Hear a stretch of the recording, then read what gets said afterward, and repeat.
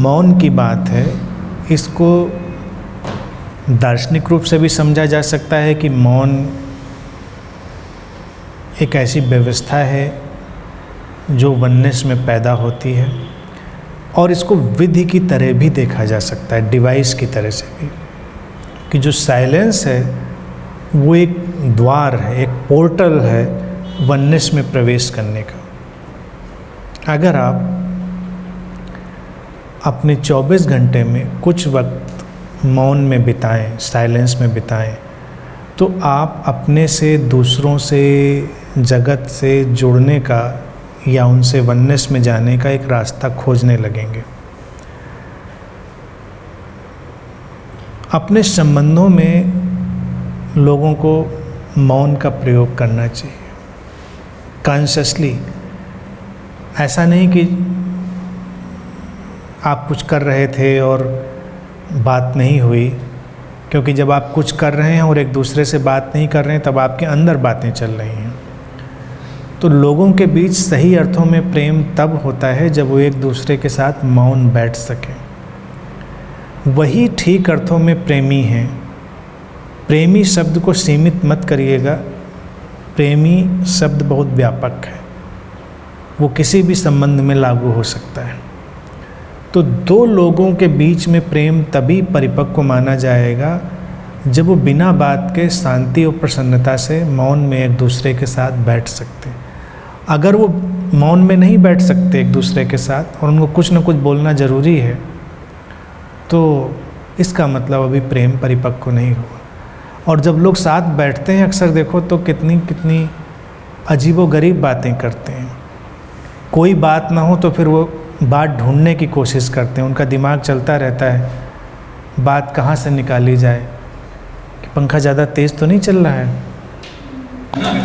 ऐसे ही होता है कि जब कोई बात नहीं है तो लोग बात निकालते हैं कि मौसम की बात, बालों की बात, कपड़ों की बात, कुछ न कुछ बात, क्योंकि अब वो बेचैन है। अब मिल तो गए।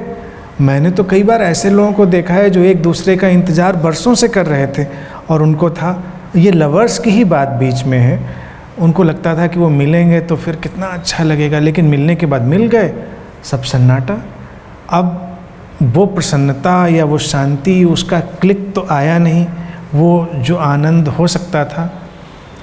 तो वो धीरे धीरे बात निकालने की कोशिश करते हैं, ट्रैवल की बात, पॉलिटिक्स की बात। और कभी कभी तो मुझे हैरानी होती, बरसों बाद मिलने के बाद लोग ऐसी ऐसी बातें कर लेंगे कि लगता है कि फिर क्यों आए थे मिलने, अगर तुमको यही पूछना था कि और गवर्नमेंट ठीक चल रही है यूपी में।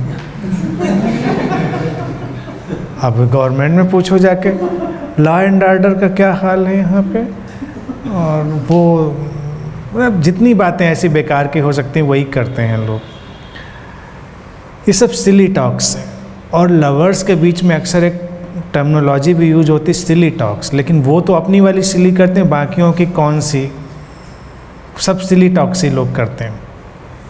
इनसे बचना और साइलेंस में आना, मौन में उतरना, एक दूसरे के होने को अनुभव करना, वही पोर्टल बनेगा, द्वार बनेगा जो वननेस में लाएगा।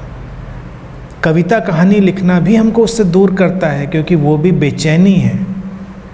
कविता कहानी ऐसे तो क्रिएटिविटी लगती है, लेकिन वो बेचैनी है क्योंकि आप मौन नहीं हैं। मौन होंगे तो आएगी, वो अलग तरह से आएगी, लेकिन वो बचने के लिए नहीं आएगी। अक्सर मैंने देखा है कि प्रेम पर वही लोग कविताएं लिखते हैं जिनके जीवन में प्रेम नहीं होता। जाने के बाद याद आती है, प्रेम के ख़त्म होने के बाद तब लिखते हैं। रविन्द्रनाथ एक बार प्राकृतिक सौंदर्य पर एक गीत लिख रहे थे, पूर्णिमा की चांदनी और आसपास बिखरा हुआ रहस्य, और इन सब पर वो एक गीत लिखने में मग्न थे अपने। और वो अक्सर कब अच्छे घर से थे तो एक शिकारा, वो जो बजरा होता है, वो उनके पास था, तो गंगा नदी में उस पर चले जाते थे बजरे पर, और उसमें बैठ के लिखा करते थे गीत। तो बजरे के अंदर हैं, अपनी मोमबत्ती वगैरह जला के गीत लिखने में मशगूल हैं, बिजी हैं। और उनको लगा कि हाँ अच्छा गीत बन रहा है।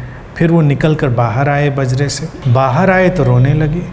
उन्होंने देखा चांदनी रात थी, रात का जो रहस्य, उसका सौंदर्य चारों तरफ फैला, गंगा नदी में तैरती हुई नाव।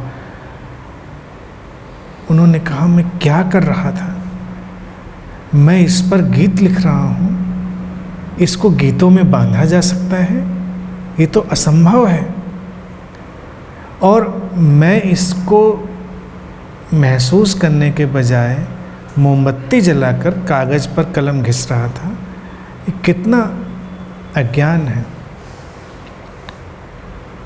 ये अलग बात है कि गीत उन्होंने फिर लिखा हो, लेकिन इसको महसूस कर लेना, इसको महसूस कर लेना कि वो ज़्यादा महत्वपूर्ण है, व्यक्ति के जीवन में रूपांतरण लाता है। और ये मौन में ही संभव है कि व्यक्ति इसको समझ पाए कि वो कहीं अधिक महत्वपूर्ण है। कई बार देखा जाए व्यवस्थाएं लोगों के लिए लोगों से ज़्यादा महत्वपूर्ण बन जाती हैं। जैसे तुम अपने घर को सजाओ, अच्छा बनाओ, तो घर को अच्छा बनाना सजाने का क्या उद्देश्य है कि उसमें सुख से रहो, जिनसे तुम प्रेम करते हो वो भी सुख से रहें, वहाँ पर खुश रहें। लेकिन कुछ लोग इतने ऑब्सेशन में चले जाते हैं कि घर को इतना अच्छा बना लेते हैं कि अगर कोई बैठना भी चाहे तो उनको परेशानी होती है, उनकी सजावट बिगड़ सकती है, उनकी व्यवस्था बिगड़ सकती है, उनका करीने से रखा सामान इधर उधर हो सकता है, वो बेचैन है लगातार। तो इतना भी सजाना क्या कि अगर उसमें तुम आनंदित होकर न रह सको या जीवंत होकर न रह सको। उद्देश्य तो जीवंत होकर रहने का है। वही चीज़ आजकल के भोजन पर लागू होती है। स्वस्थ रहना अच्छी बात है, लेकिन स्वस्थ रहना भी आज की न्यू एज की एक नई बीमारी बन गई है। This is new age disease and courtesy goes to all बाबाज। वो रोज़ आकर समझाते हैं कि स्वस्थ रहना है और ये खाना चाहिए, ये नहीं खाना चाहिए, इससे नुकसान है, इससे फ़ायदा है, इससे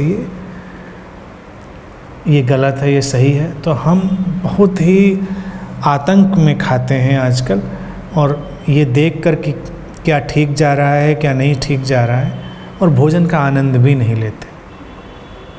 भोजन का उद्देश्य भोजन का आनंद लेना, और जब आनंदित होकर आप भोजन करते हैं तो वो आपके लिए अच्छा ही काम करता है।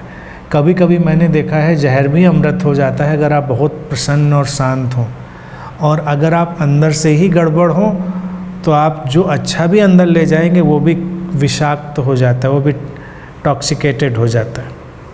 जीवन का नियम तो यही है। जीवन में तो तुम्हारी आंतरिक बातें ज़्यादा महत्वपूर्ण है, प्रसन्नता से।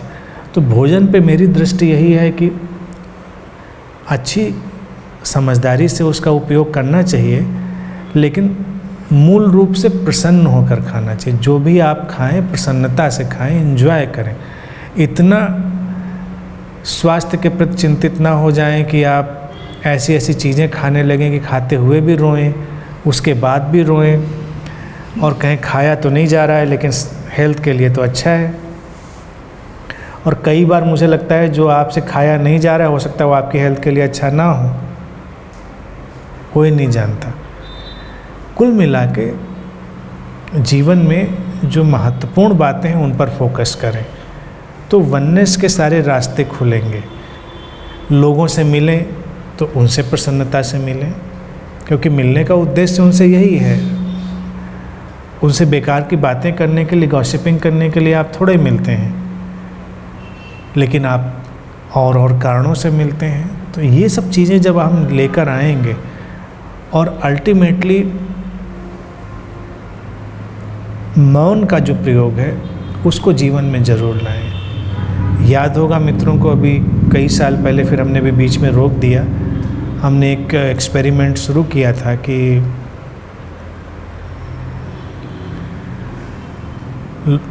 जो मेडिटेटर्स हैं वो कहीं किसी भी जगह, हॉस्पिटल या जेल, ऐसी कोई जो ग्लूमी जगह है वहाँ जाएं और बस साइलेंस में थोड़ी देर वहाँ बैठें। ना कुछ करना, ना किसी से कहना, ना किसी को मोटिवेट करना, ना किसी को हीलिंग देना, कुछ भी नहीं।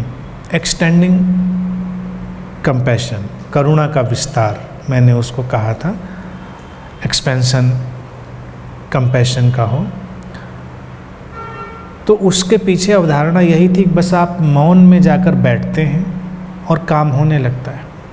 आप अपनी शांति में हैं, आपकी ऊर्जा रेडिएट होती है और काम होने लगता है। ऐसे ही हम इधर उधर कहीं भी इस मौन का उपयोग कर सकते हैं। घर में तो ज़रूर ही इसका प्रयोग करना चाहिए। 24 घंटे में 1 घंटा इस मौन को समर्पित करना चाहिए। ठीक है, आज के लिए इतनी ही बात।